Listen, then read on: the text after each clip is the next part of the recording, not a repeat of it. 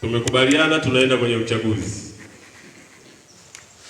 Wana CCM, najua ni kawaida tunapofika kwenye uchaguzi, kila mtu anakuwa na mtu ambaye anaona kwamba yeye anafanya nini, anafaa.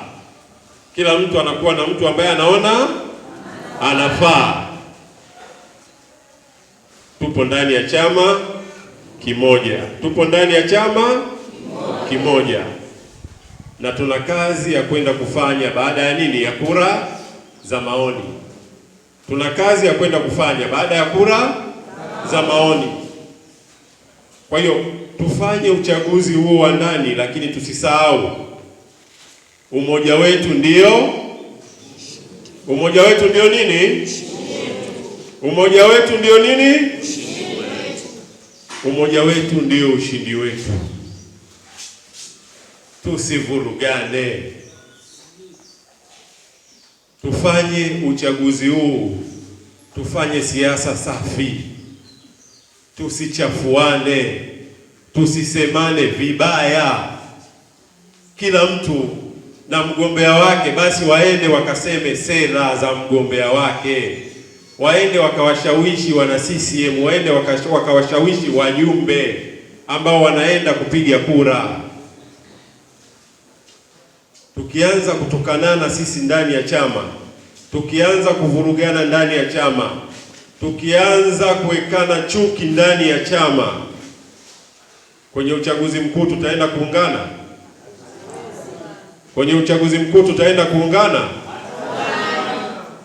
Sasa tuseme chama kwanza, tuseme chama kwanza. Tukifanya siasa safi, tukaviachia vikao vikafanya kazi yake, mwisho wa siku uchaguzi kwetu utakuwa ni mwepesi. Hatutahangaika kwenda kukesha usiku wa manane tukihangaika kufanya kampeni. Tutafanya kampeni zetu kwa utulivu na amani, na hatutatumia nguvu kubwa kama tutatoka tukiwa wamoja. Kwa hiyo tufanye yote, lakini tusisahau kwamba tuna wajibu wa kuhakikisha tunaenda kuwa wamoja baada ya kura za maoni.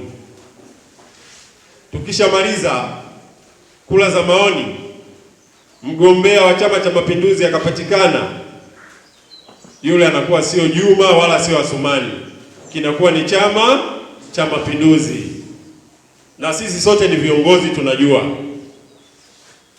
Tukishakubaliana kwamba huyu ndio mgombea wetu, kila kiongozi wa Chama cha Mapinduzi ana jukumu na haki ya kuhakikisha anaenda kupambana kwa hali na mali kuhakikisha Chama cha Mapinduzi kinafanya nini? Kinashinda.